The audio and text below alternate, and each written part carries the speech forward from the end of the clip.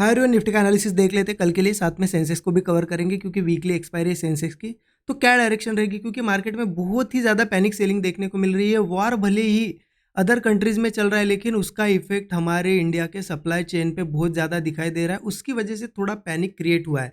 Panic इसलिए कह रहा हूँ कि ये सेलिंग आप देखिए कंटिन्यूएशन है इस सेलिंग में। मार्केट ने कहीं पे भी कुछ भी रिट्रेसमेंट नहीं किया या छोटी मोटी रिट्रेसमेंट करे और फिर गिरे, ऐसा नहीं है। आपको देखने को मिलेगा बड़ी बड़ी रेड कैंडल बन रही थी, छोटी सी बाइंग आ रही थी, फिर सेलिंग, छोटी बाइंग फिर सेलिंग, तो इसे ही कहते हैं पैनिक सेलिंग। यहाँ पे बायर्स यहाँ पे बिल्कुल मार्केट को ऊपर ले जा ही नहीं पाते, इतना ज़्यादा सेलिंग का प्रेशर है। आज भी आप देखो ऊपर ओपन होते हुए भी मार्केट नीचे आके क्लोज हुआ। यस, मार्केट गिर रहा था, हमने आज के दिन भी प्रॉफिट बनाया और अच्छा खासा प्रॉफिट बनाया, क्योंकि कल हमने जो एनालिसिस किया था उसी व्यू को फॉलो हमने आज के दिन किया। एनालिसिस बहुत क्लियर था, आपने कल का एनालिसिस देखा होगा। यहाँ पे ये कल का यहाँ पे मार्केट है, ठीक है। ये एक हाई बना था कल और एक लो बना था और इसको ही हमने मार्क किया था और क्लियर एनालिसिस था कि बाइंग कब करेंगे हम, 24,300 के ऊपर सस्टेन करेगा और ब्रेकआउट वगैरह आएगा तभी बाइंग करेंगे। सेलिंग का लेवल हमारा था कि ये अगर लो निकलता है तो मार्केट में सेलिंग आएगी, ठीक है।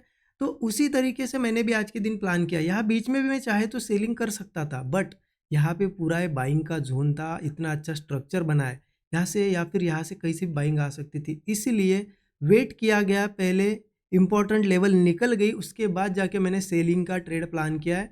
ये सेम ट्रेड मैंने स्टूडेंट ग्रुप में शेयर भी कर दिया था और मैंने आज के दिन सेंसेक्स में ट्रेड प्लान किया क्योंकि कल है सेंसेक्स की एक्सपायरी, आज प्रीमियम अच्छे मिलते हैं। दिखाता हूँ आपको मैंने कहा ट्रेड प्लान किया, देख लीजिए, थोड़ा आपको भी समझ में आएगा कि क्या यहाँ पे व्यू था मेरा। देखिए जैसे कि मार्केट ओपन हुआ धीरे धीरे नीचे आ रहा था, जब ये लेवल निकल गई हमारी निफ्टी में 24,100, उसके बाद मार्केट ने एक छोटी रिट्रेसमेंट की।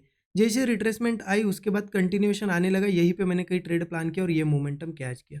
स्टूडेंट ग्रुप में शेयर भी कर दिया था ये सेटअप, स्टूडेंट ग्रुप का दिखाता हूँ आपको अपडेट। लगभग 11:16 पे शेयर किया था, आप देख सकते हो। यहाँ पे मार्केट में यहाँ पे कंटिन्यू सेलिंग आई, एक छोटी रिट्रेसमेंट आई और हमारी लेवल भी जो है निकल गई थी, उसके नीचे थे हम, इसलिए मैंने सेलिंग प्लान की यहाँ पे। और लगभग एक थोड़ा अच्छा मूव आया, 100 पॉइंट के आसपास के ऊपर प्रीमियम बढ़ गए थे, तब मैंने मेरी अच्छी खासी क्वांटिटी बुक कर ली और फिर और बड़ा मूव आया तो मैंने पूरी क्वांटिटी बुक कर ली। लगभग देख सकते हो आप मूव कैसा आया, आप देखो यहाँ पे हमने प्लान किया और ये मोमेंटम था। 200 पॉइंट से भी ज़्यादा का यहाँ पे प्रीमियम बढ़ा क्योंकि कैंडल बहुत बड़ी बनी थी, पुट साइड का प्रीमियम बहुत ज़्यादा बढ़ा था। तो इंट्राडे के हिसाब से हम ऐसे ही प्लान कर सकते हैं। देखिए क्या होता है ना, बहुत से लोग सोचते हैं कि यहाँ ट्रेड लेके आप इतना देर तो क्यों नहीं रुके, या फिर यहाँ प्लान करके आप यहाँ तक कितना बड़ा प्रॉफिट हो जाता है। लेकिन ये सोचिए इंट्राडे को कभी पोजिशनल में मत लेके जाइए और पोजिशनल को इंट्राडे में नहीं, क्योंकि आपने यहाँ पे ट्रेड लिया, यहाँ तक आपने अच्छा प्रॉफिट देख लिया और आप उसे पोजिशनली चलो होल्ड करने का सोच रहे हो तो वापस भी जाता है ये प्रॉफिट। तो इसीलिए देखिए इंट्राडे को इंट्राडे की तरह ही रखिए। आपने प्लान किया, एक छोटा एसएल लगाया, आपको 1:3 1:4 का टारगेट मिल गया, बुक कर लो। आपको पोजिशनली प्लान करना है तो उसके हिसाब से आपको यहाँ पे ट्रेड लेने के बाद आपका स्टॉप लॉस भी बहुत ऊपर आ जाएगा और टारगेट भी बहुत बड़ा रखना होगा, ठीक है। तो इसके हिसाब से प्लान करना होता है। तो इंट्राडे के हिसाब से हमने 200 पॉइंट बहुत बड़ा टारगेट हो जाता है ये सेंसेक्स में। नॉर्मल दिनों पे ऐसा नहीं मिलता है टारगेट, राइट। और जो भी सेटअप बनता है आपको पता है, मैं लाइव मार्केट में शेयर कर देता हूँ। मैं क्यों शेयर करता हूँ, लर्निंग मिले स्टूडेंट्स को, जो भी मेंटरशिप प्रोग्राम में स्टूडेंट है उनको डिस्क्रिप्शन में डिटेल्स है। आप अगर लर्न करना चाहते हो, इन डेप्थ चीज़ें सीखना चाहते हो, वही लोग जाके चेकआउट करो। स्टूडेंट ग्रुप का एक्सेस उसमें आपको मिल जाता है, राइट। अब इंपॉर्टेंट क्या है कि कल कैसे ट्रेड प्लान करना है, उसके लिए चलिए अब डेली चार्ट पे। तो मैं डेली चार्ट ओपन कर देता हूँ निफ्टी का और उसके बाद सेंसेक्स का भी देखेंगे एनालिसिस। लेकिन डेली चार्ट आपको बहुत ही क्लियरिटी देगा कि आगे हो क्या सकता है, क्योंकि यहाँ पे आपको पता है 23,730 के आसपास एक सपोर्ट था और उसको मार्केट ने रिस्पेक्ट भी किया। गिरती हुई मार्केट में वहाँ से एक सपोर्ट लिया था मार्केट ने, लेकिन ऐसा स्ट्रक्चर नहीं बना पाया, फिर से सपोर्ट के आसपास क्लोजिंग दी। इसका मतलब क्लियर है मार्केट यहाँ पे सेलिंग साइड जा सकता है, ठीक है। 23,730 के आसपास सपोर्ट था, राइट। तो मार्केट अब जा सकता है सेलिंग साइड। और एक ये भी चीज़ हो सकती है, मार्केट गैप डाउन भी हो सकता है बहुत बड़ा भी गैप डाउन हो। अब मैं ऐसे नहीं बता रहा हूँ, ये मैं आपको प्रीवियस डाटा दिखाता हूँ। जैसे कि मार्केट यहाँ होल्ड कर रहा था, एक सेलिंग कैंडल बनी, वीकनेस आया, नेक्स्ट डे गैप डाउन सीधा, ठीक है। अब यहाँ पे फिर कुछ 2-3 दिन निकाले, एक वीकनेस वाली कैंडल बनी, फिर गैप डाउन बढ़ा। अब यहाँ फिर से 1-2 दिन निकाले, एक वीक कैंडल बनी। तो ये अगर पैटर्न फॉलो होता है तो हो सकता है गैप डाउन, अदरवाइज हो सकता है यही कहीं ओपन हो। मुझे भी नहीं पता कि गैप डाउन होगा नहीं होगा, मैं आपको एक पैटर्न दिखा रहा हूँ। सो हो सकता है ये पैटर्न अगर कंटिन्यू होता है, ये एक बार 2 बार हो चुका है, थर्ड टाइम भी होता है तो गैप डाउन हो सकता है। बाकी नहीं भी होता है तो भी हमें कहाँ प्लान करना है, मैं आपको 15 मिनट चार्ट पे क्लियर बताता हूँ। तो चलिए 15 मिनट चार्ट ओपन कर देते हैं और देख लेते हैं कि एग्जैक्टली करना क्या है। जिस तरीके से मार्केट गिरते हुए आया है, ठीक है, हो सकता है देखिए ऊपर गया, यहाँ कहीं से ऊपर जा सकता था, यहाँ कहीं से जा सकता था, जो वीक क्लोजिंग मिली है नीचे इसको जाना ही है। अब छोटा मोटा अगर गैप डाउन होता है तो मैं कुछ लेवल्स आपको मार्क करके देता हूँ, जो कि है 23,760, ठीक है, सॉरी 730 की एक लेवल है, 23,730 की एक सपोर्ट लेवल है यहाँ पे।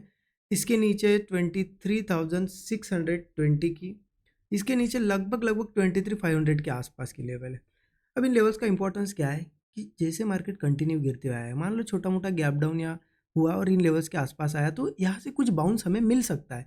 क्योंकि आप पिछला भी देखो मार्केट क्या कर रहा था, देखिए गैप डाउन के बाद क्या किया था, यहाँ पे गैप डाउन हुआ, मार्केट सस्टेन कर गया, ऊपर गया, कंटिन्यू नहीं किया उसी दिन।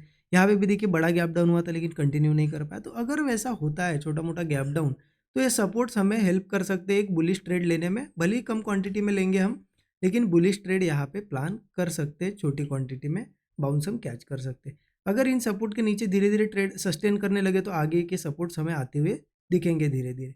और अगर इन केस बड़ा गैप डाउन या कुछ होता है 23,500 के नीचे मार्केट सस्टेन करने लगता है, तो इसका अगला टारगेट ओपन हो जाएगा 22,600, जो कि बहुत बड़ा टारगेट मैं बता रहा हूँ। लेकिन इसके लिए हमें 23,500 के नीचे सस्टेन करने का वेट करना होगा, एक दिन तो भी क्लोजिंग मिले, ठीक है। और बड़े गैप डाउन के बाद क्या करना है आपको पता है, गैप डाउन के बाद हो क्या रहा है, रिकवरी दिख रही है। तो अगर होल्ड करता है, थोड़ा ब्रेकआउट वगैरह दिखता है, तो आप बुलिश ट्रेड प्लान कर सकते हो। वीकनेस दिखती है सेलिंग करो, अगर नहीं कुछ समझ में आता है तो अवॉइड करो। क्योंकि एक चीज़ समझिए, जो भी पुट में पैसा बन रहा है वो ओवरनाइट में ज़्यादातर बन रहा है, इंट्राडे में मार्केट सिर्फ साइडवेज हो रहा है। तो अगर आपको लगता है कि बड़ा गैप डाउन हो चुका है, कुछ चांस नहीं है, तो फिर छोड़ दो, अवॉइड करो, अगर नहीं मिल रहा है चांस तो, ठीक है। अदरवाइज ये तो चीज़ें होगी, चलो गैप डाउन वगैरह होता है, तो अगर नहीं भी होता है, फ्लैट या गैप अप भी होता है, तो फिर मैंने आपको बता ही दिया, मार्केट अल्टीमेटली सेलिंग में आ सकता है क्योंकि वीक क्लोजिंग मिली है। तो गैप अप के बाद या फ्लैट के बाद मैं एक चीज़ का वेट करूँगा कि अगर कोई ब्रेकआउट होता है, ठीक है, तो वेट करूँगा कि बायर्स कब ट्रैप होते हैं, मतलब ब्रेकआउट दिखा सकता है मार्केट, बायर को ट्रैप कर सकता है। तो जब ये ब्रेकआउट फेल होगा तब मैं पुट साइड का ट्रेड प्लान करूँगा, या फिर थोड़ा रिट्रेसमेंट के बाद जब वीकनेस आने लगेगी, ब्रेकडाउन्स बनेंगे, तब मैं पुट लूँगा। तो ये मेरा प्लान है। मैं ज़्यादातर सेलिंग के साइड ही हूँ कल, मार्केट या कहीं पे भी ओपन हो, लेकिन सपोर्ट्स पे रहता है तो थोड़ा बाउंस हमें देखने को मिल सकता है छोटा मोटा, ठीक है। क्योंकि कंटिन्यू कभी भी ऐसा गिरता नहीं है, मार्केट ऑलरेडी गिर रहा है, फिर नीचे ओपन होगा, थोड़े बहुत बाउंस हमें देखने को मिल सकते हैं। अब ये लेवल्स आप मार्क करके रखिए। सेंसेक्स का भी देख लेते हैं, सेंसेक्स के चार्ट पे चलते हैं हम 15 मिनट चार्ट पे। सेंसेक्स का अगर मैं बताऊँ तो सेंसेक्स में क्या है ना कि यहाँ पे एक मुझे सपोर्ट दिखाई दे रहा है 76,750 का, बहुत ही पास है 76,750, और उसके पास ही हम है। तो हो सकता है यहीं पे अगर कल रुकता है मार्केट और निफ्टी भी थोड़ा फ्लैट ओपन होता है, छोटा मोटा बाउंस हमें दिखाई दे यहाँ पे, ठीक है। क्योंकि जो भी सेलिंग का मूव हमें देखने को मिलेगा सेंसेक्स में, वो तब देखने को मिलेगा जब मार्केट 76,750 के नीचे सस्टेन करने लगे और वीकनेस दिखाए। तो फिर 75,000 के आसपास भी आ सकता है, क्योंकि नेक्स्ट सपोर्ट ये है।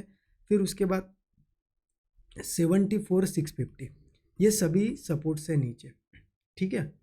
तो ये सपोर्ट निकलने दो सेंसेक्स का, तब जाके अच्छा मूव आएगा। और इस सपोर्ट के पहले पहले अगर मार्केट ऊपर वगैरह ओपन होता है तो वही सिनेरियो है कि कोई ब्रेकआउट फेल होता है तो ट्रेड प्लान करो, या वीकनेस पे ट्रेड प्लान करो।